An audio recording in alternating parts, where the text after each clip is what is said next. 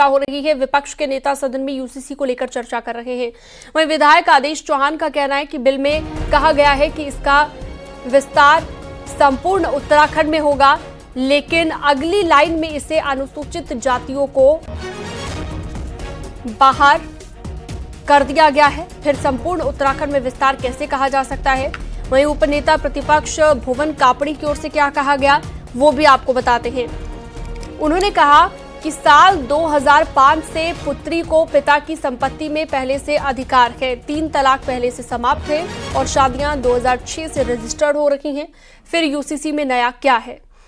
पूरा draft copy paste है। चर्चा के दौरान विधानसभा में कई बार हंगामा हुआ। विपक्ष का कहना है कि यूसीसी ड्राफ्ट में कई खामियां हैं। वहीं कांग्रेस विधायक प्रीतम सिंह ने लिव इन रिलेशनशिप पर रजिस्ट्रेशन की व्यवस्था पर आपत्ति जताई और सुप्रीम कोर्ट की एक रूलिंग का हवाला देते हुए कहा कि अपने एक आदेश में उन्होंने कहा है कि इसका रजिस्ट्रेशन का विचार गलत है।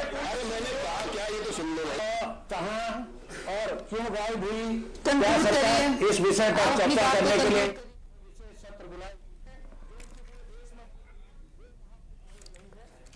विधानसभा में यूसीसी पर चर्चा के दौरान कांग्रेस के विधायक आदेश चौहान ने श्रीराम की अयोध्या मंदिर में लगी प्रतिमा का जिक्र किया और कहा कि हमने पढ़ा है राम सांवले रंग के थे, लेकिन आपने तो प्रतिमा में काला बना दिया।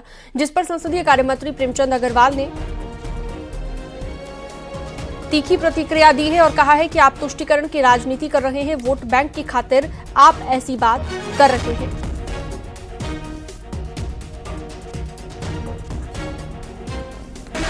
मंदिर बना, बहुत अच्छी बात, हम भी कह रहे हैं बना, अच्छी बात। लेकिन मैं ये नहीं समझ पा रहा कि हमने ग्रंथों में पढ़ा कि हमारे राम जो सांवले थे, काले नहीं थे, अब उन्हें काला कर दिया। हमारे ग्रंथों में जो विचार है, अच्छा चश्मा दूसरा बनवा लूंगा तो, लेकिन आप भी तो देख लेना है। तो मेरा कहने का मतलब है नहीं आपने करा कि इसकी तारीफ तो करी नहीं, कल उस पर गए ना। तो कुछ चीजें हैं, अब जैसे श्री राम मंदिर का बनने का लिया आपने, कल को वहां मस्जिद बनेगी वोटों के खातिर भगवान श्री राम पे टिप्पणी मत करो। सीताराम पे मैं सियाराम बोलता हूँ, सियाराम बोलो। हाँ जय सियाराम और राम राम बोलता हूँ। तो ऐसी टिप्पणी कर रहे हैं भगवान श्री राम के बारे में, ठीक है वोटों की खातिर आप सब कुछ करिए, लेकिन टिप्पणी करी क्या भगवान श्री राम पे मुझे बताइए काला कर दिया भगवान राम को, पहले कौन सी टिप्पणी कर रहे हैं आप? चाहे शब्द बोलने का कोई आप ये बताइए मान्य ये सामने हमारा कोई सामने को काला कर दिया, भगवान राम को काला कर दिया, वोटों की खातिर कुछ भी बोलिए, राम राज्य लाना चाहते हो। अच्छा पूरे देश में आपके बारे में यही टिप्पणी फिर लोग करें, राम राज्य लाना चाहते हो, तुष्टीकरण की राजनीति ही सिर्फ करना चाहती है कांग्रेस राज्य लाना। और चलिए इस पर ज्यादा जानकारी के लिए बातचीत के लिए सुनील प्रभात हमारे साथ जुड़ गए हैं। सुनील, लगातार विपक्ष की ओर से भी राजनीति की जा रही है। रामलला की मूर्ति को लेकर अगर हम बात करें तो उसको लेकर भी विवाद हुआ और कहा जा रहा है कि वोट बैंक की खातिर ऐसी बातें विपक्ष कर रहा है, ये बीजेपी के आरोप है। अभी फिलहाल क्या ताजा अपडेट, क्या ताजा हलचल?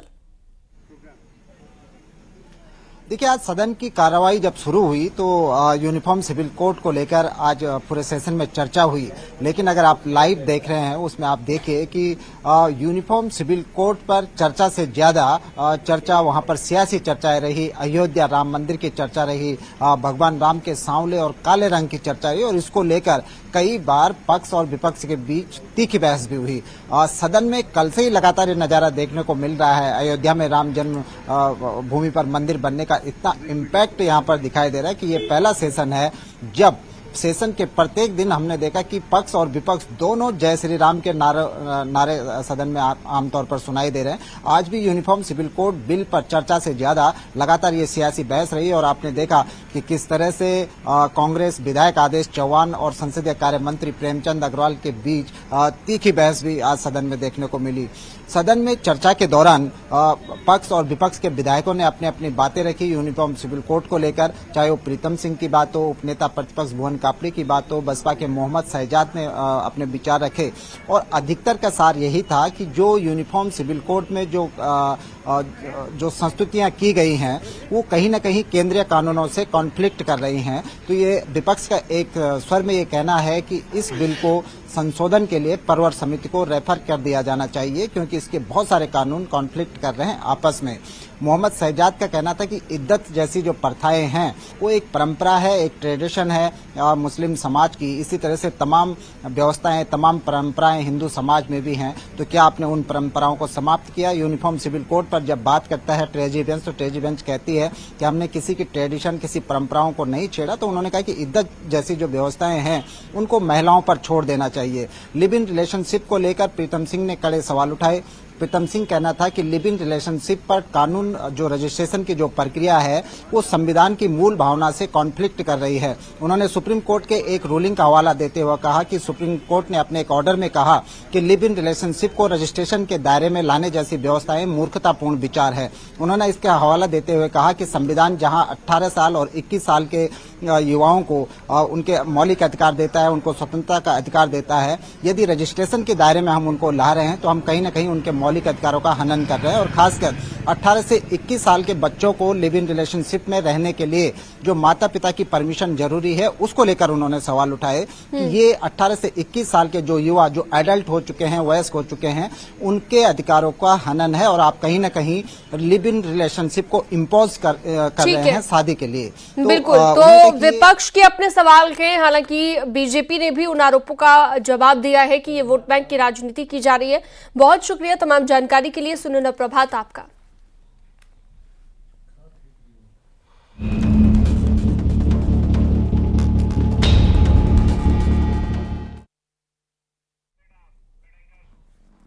उत्तराखंड वन विभाग घोटाला केस में बड़ी कार्रवाई की गई है। ईडी को वन विभाग के अधिकारी सुशांत पटनायक के देहरादून के घर से करोड़ों कैश मिला है, जिसे गिनने के लिए मशीन भी मंगाई गई है।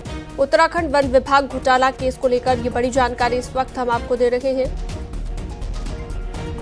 ईडी की छापेमारी में करोड़ों का कैश भी बरामद किया गया है। नोट गिनने वाली मशीन को मंगवाया गया है।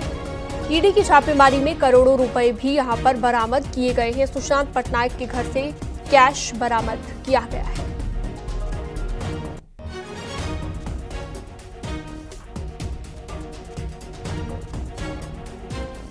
तो ईडी की छापेमारी में करोड़ों का कैश बरामद हुआ है। हरक सिंह के ठिकानों पर चल रही है लगातार छापेमारी और अलग अलग जगहों पर लगातार ईडी शिकंजा कस रही है। देहरादून आवास से भी करोड़ों रुपए मिले हैं, जो जानकारी अभी तक मिली है, और कई अन्य ठिकाने जिन पर छापेमारी जारी है।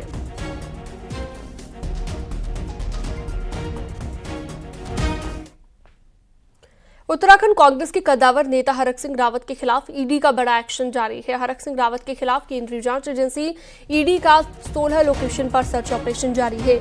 जांच एजेंसी की ओर से दिल्ली, उत्तराखंड, चंडीगढ़ में सर्च ऑपरेशन की कार्रवाई चल रही है। उत्तराखंड में देहरादून में हरक के घर, रायवाला पेट्रोल पंप, विकास नगर में उनके मेडिकल कॉलेज और हरक सिंह रावत के होटल के साथ उनके गांव गहड़ में उनके आवास पर ईडी की छापेमारी जारी है। बताया जा रहा है कि ईडी की कार्रवाई कॉर्बेट टाइगर रिजर्व के पाखरो टाइगर सफारी निर्माण में हजारों पेड़ काटने के बाद और अवैध निर्माण को लेकर है। और कांग्रेस नेता हरक सिंह रावत के पीआरओ विजय सिंह का कहना है कि लोकसभा चुनाव से पहले ईडी की कार्यवाही पूरी तरह से राजनीतिक है।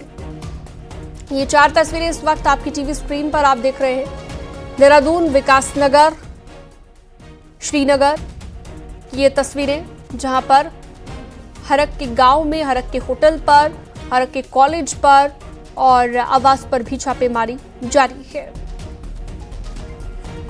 तो कुल मिलाकर 16 लोकेशंस हैं जिन पर छापेमारी लगातार चल रही है। उत्तराखंड कांग्रेस के बड़े नेता हरक सिंह रावत के ठिकानों पर छापेमार कार्रवाई लगातार जारी है।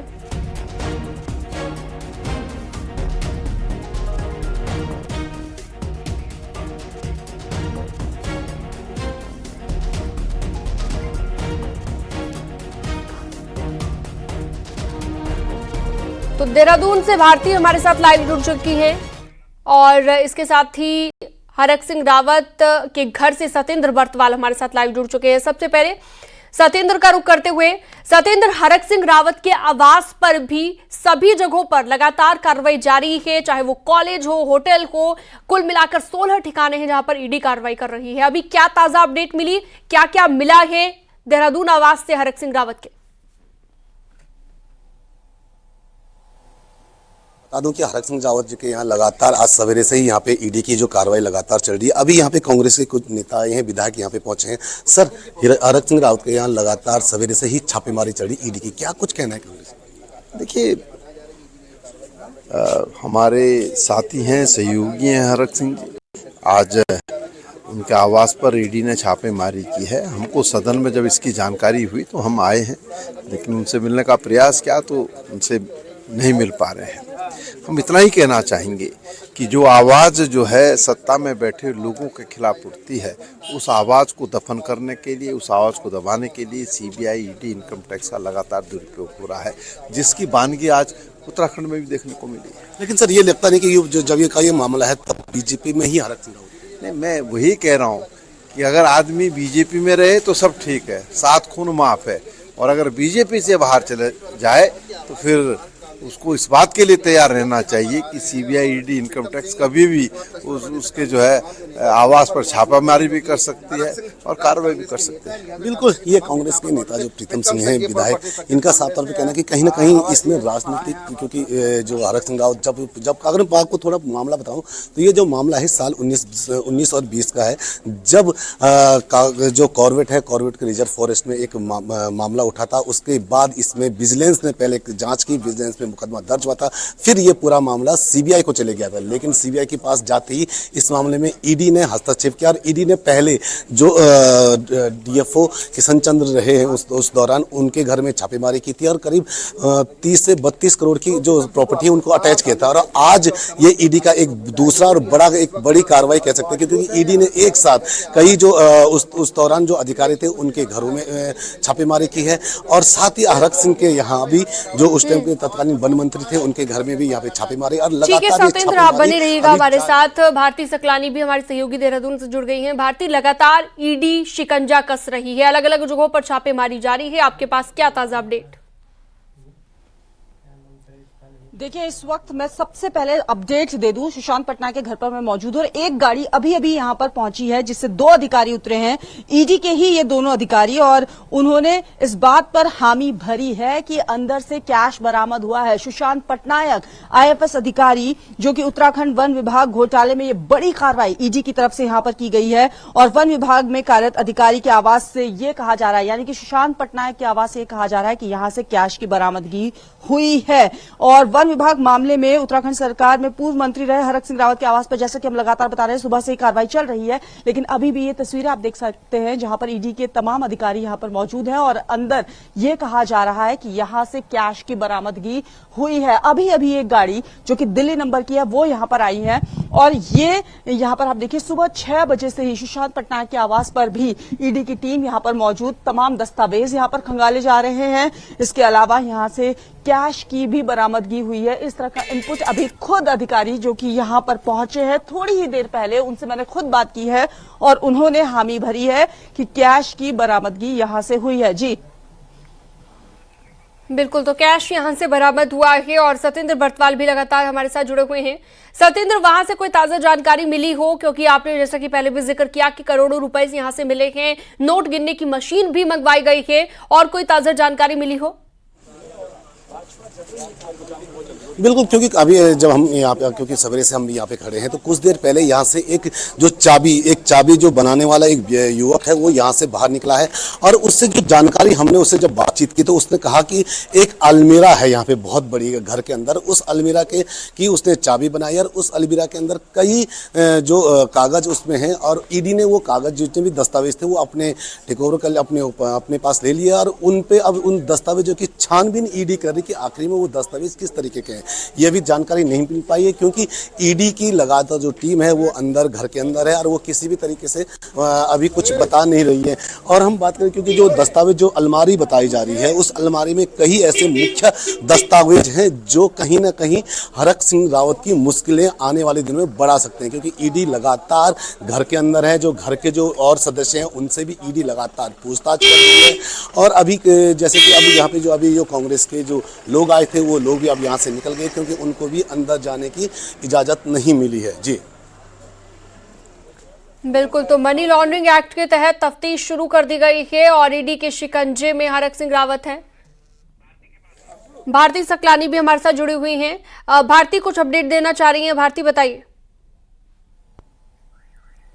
देखिए, जैसे कि मैंने बताया, सुशांत पटनायक के आवास पे मैं मौजूद हूं और लगातार यहां पर ईडी की कार्रवाई चल रही है। अभी अभी एक टीम यहां पर पहुंची जिसने ये खुद हामी भरी है कि अंदर से कैश की बरामदगी हुई है। इसके अलावा अलग अलग जगहों पर छापेमारी की कार्रवाई चल रही है ईडी की ये टीम। लेकिन खास बात मैं आपको यहां पर यह भी बता दूं कि अमूमन ये देखने को मिलता है कि ईडी की टीम जब भी पहुंचती है तो जहां से टीम पहुंचती है वहीं से गाड़ियां बुक करके आती है। लेकिन इस बार यहां पर यह देखने को मिल रहा है कि उत्तराखंड नंबर की गाड़ियों में ही टीम यहां पर पहुंची और लगातार ये कार्रवाई चल रही है। चाहे हरक सिंह रावत के आवास की हम बात कर लें, जहां पर हम सुबह से मौजूद हैं डिफेंस कॉलोनी में, या फिर मैं इस वक्त बात कर लूं किशनपुर में, जहां पर मैं मौजूद हूं, जहां पर ये आईएफएस अधिकारी सुशांत पटनायक का आवास है।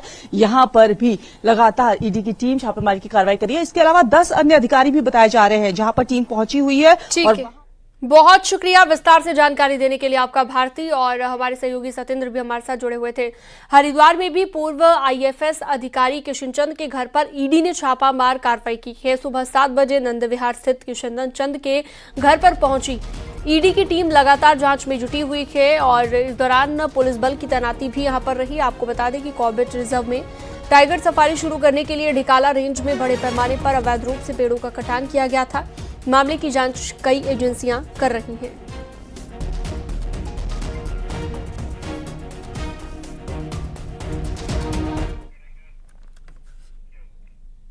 और वक्त एक छोटे से ब्रेक का है, जल्द लौटते हैं।